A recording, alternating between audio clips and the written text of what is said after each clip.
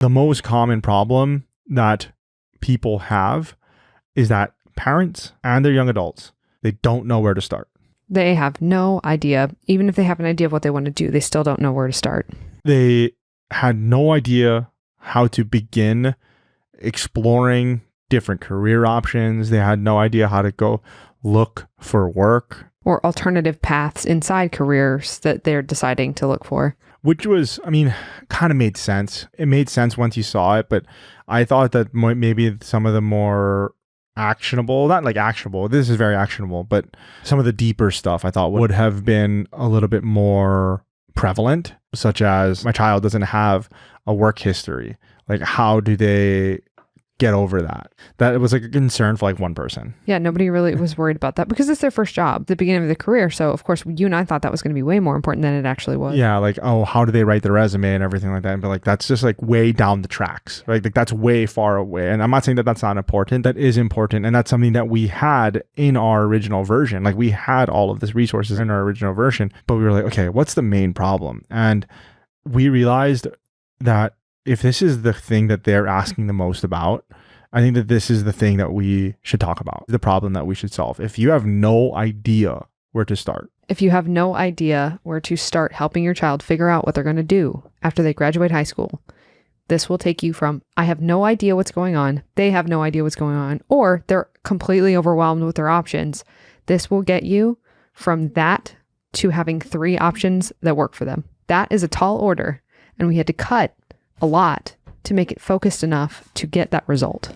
Yeah, absolutely. So we had to completely go back to the drawing board and the whiteboard to figure out how to address the problem. Like, I don't know where to start. We asked ourselves, how do we solve this problem of I don't know where to start? And we already had elements of it in our draft. We had already addressed a bunch of this. We do this in the launch program, so it's not like it's new. We had to completely rewrite a whole bunch of things. The hardest part, more than rewriting things, was getting rid of things. Because like I said, right, we wrote 250 pages plus of this thing. And now you're telling me that I have to get rid of like pretty much all of it. It was painful after we had done all of that.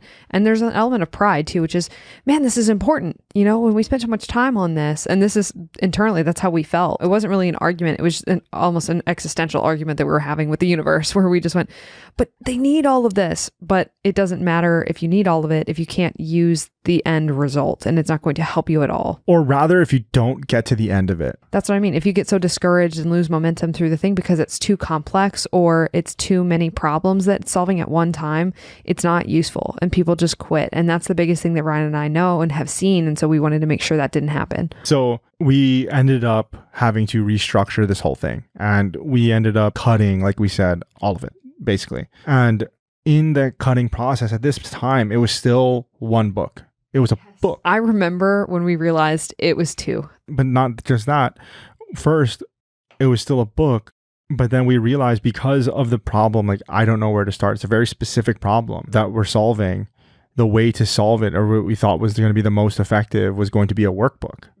Was going to be like, okay, we have to make this into something that's interactive, something that you can actually write down, because it's a big problem that they're solving. I don't know where to start. You kind of have to figure out like, okay, well, if you don't know where to start, we kind of have to start with where you are now and where are you? And that's where we start in the book. And we realized, okay, well, it has to be a workbook.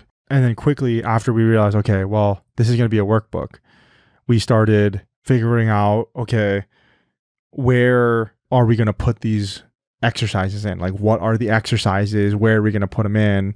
What does the worksheets look like? And not just table stakes of making a workbook.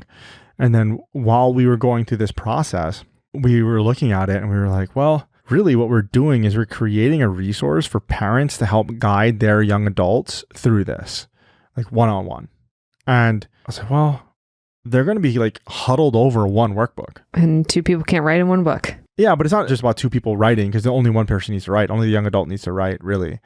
And although there are some exercises that we've added in after many, many edits that make it a little bit more interactive and a little bit more fun, I think, that the parents can do with their young adult, but most of it is the young adult doing it. But we just realized, okay, well, that's kind of crappy that the parent just has to kind of hover over them and just watch them the entire time. Doing work. Like you absolutely have to be on the same side of the table. Which really plays into what a lot of parents say too, which is that it's a lot of young adults feel like people are just saying things at them and telling them what to do and micromanaging them and having their parents stand over them while they say, hey, do this assignment. That's not it. It also makes the young adult feel like there's a spotlight on them instead of their parent doing something with them.